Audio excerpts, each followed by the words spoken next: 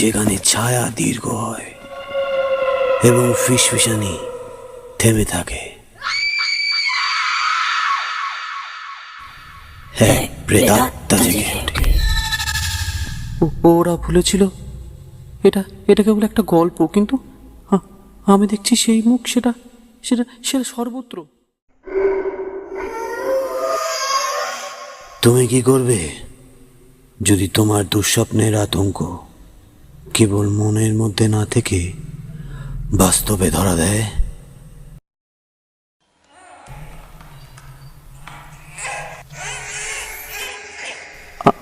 আমরা একা নই, এটা আমাদের দেখছে, অপেক্ষা করছে দেওয়ালগুলো।